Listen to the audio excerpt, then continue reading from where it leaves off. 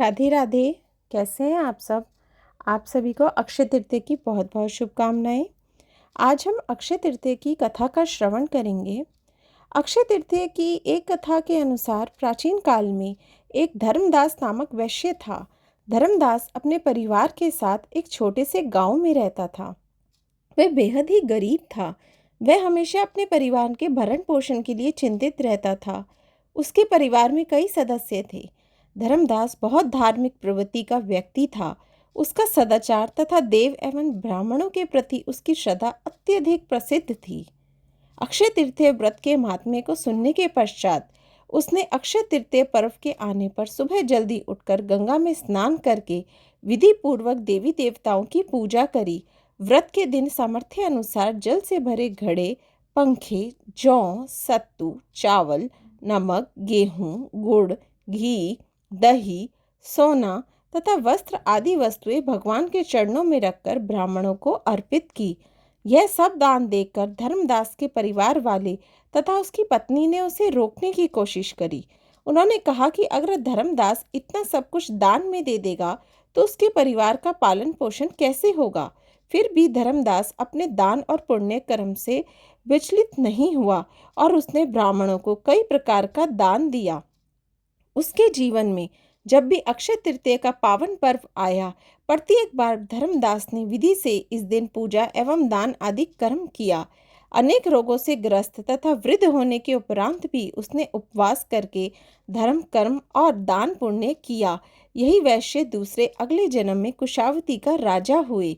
मान्यता है कि अक्षय तृतीया के दिन किए गए दान पुण्य एवं पूजन के कारण वह अपने अगले जन्म में बहुत धनी एवं प्रतापी राजा बना। वह इतना धनी और प्रतापी राजा था कि त्रिदेव तक उसके दरबार में अक्षय तृतीया के दिन ब्राह्मण का वेश धारण करके उसके महायज्ञ में शामिल होते थे। अपनी श्रद्धा और भक्ति का उसे कभी घमंड नहीं हुआ।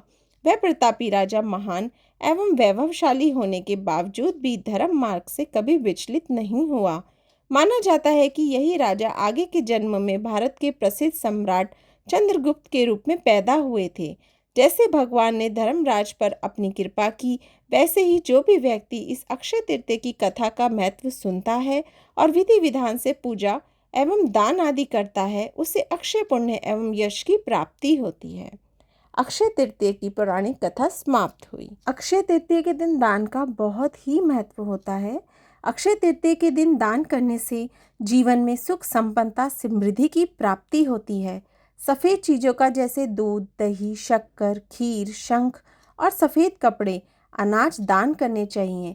इसके अलावा इस दिन जल, कुल्हड़, पंखे, छाता, नमक, घी, मौसमी फल जैसे खरबूजा व तरबूज आदि का दान करने से अक्षय पुण्य मिलता है। अक्षय तृतीया पे दान करने के महत्व के साथ चीज़ें खरीदने का भी बहुत महत्व होता है। अक्षय तृतीया पर अगर सोना चांदी ना खरीद पाएँ तो आप मिट्टी के बर्तन खरीद सकते हैं। इससे जीवन में स्थायित्व, समृद्धि और स्थायी सुख की प्राप्ति होती है।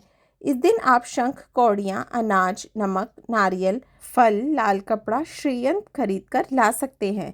इस दिन धनिया भी खरीदना चाहिए। एकाक्षी नारियल, लाल कपड़ा, केसर, हल्दी, रोली, गंगाजल, धूप दीप और फूल भी माँ लक्ष्मी की पूजा के लिए खरीद कर लाना चाहिए। शाम के समय इनकी पूजा करने के बाद इन्हें अपनी तिजोरी में रखना चाहिए। इस दिन तुलसी जी के नीचे भी शाम के समय दीपक जलाना चाहिए। राधे राधे।